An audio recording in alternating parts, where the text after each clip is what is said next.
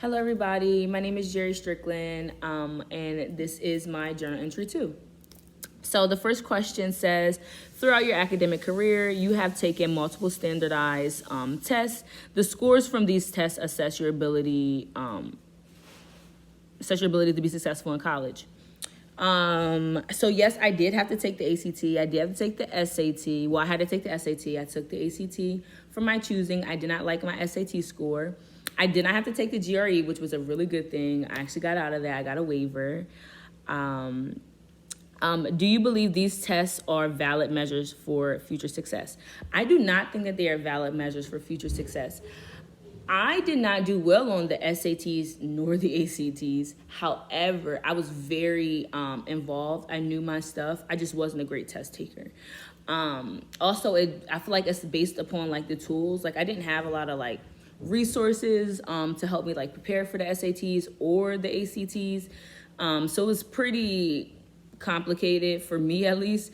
But if I was to base my SAT and ACT scores, it would not be saying that I am completing my master's degree and then going on to pursue my PsyD. It wouldn't even show the drive I have or how much effort I put into my work. It just shows what's on paper. Okay.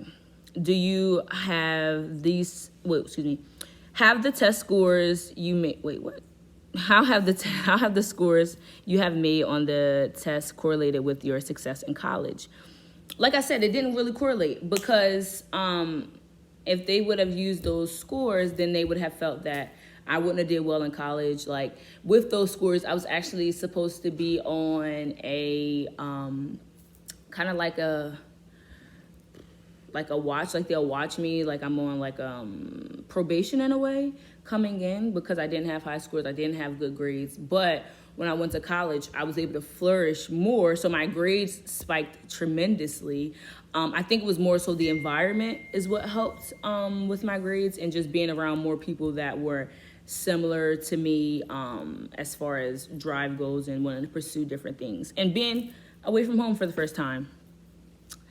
Which one do I feel is more important, validity or reliability? Validity and reliability. Honestly, I kind of feel like they run hand in hand because you want something to be valid and you want it to be accurate, but you also want to make sure that it's measuring the correct data or the correct variables. So I'm a little mixed with that. I really do feel like it's a hand-in-hand situation. As far as the Beck Depression Inventory, it does detect symptoms of depression. It's actually used to measure symptoms of depression.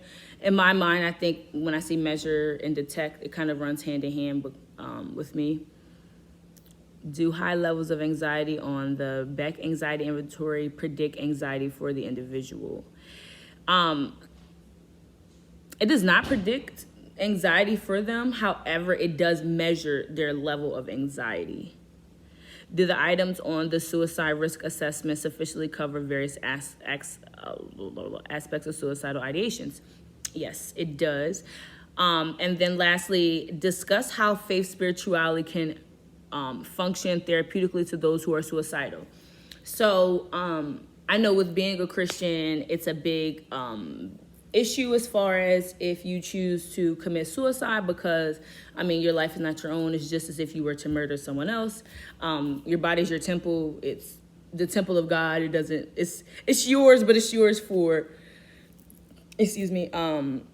borrowing purposes. That's how I think about it. Like, it's not yours. This body is God's. So when you are implementing that into a therapeutic setting, you can always encourage your client to remember their teachings in the Bible and say, hey, remember how God views us. Remember not all storms last forever. You're always going to see light at the end of the tunnel. Just kind of be encouraging as far as that goes and just reminding them of the simple principles of God and the teachings that we are taught as we grow up. And that was it. So thanks for watching my journal entry.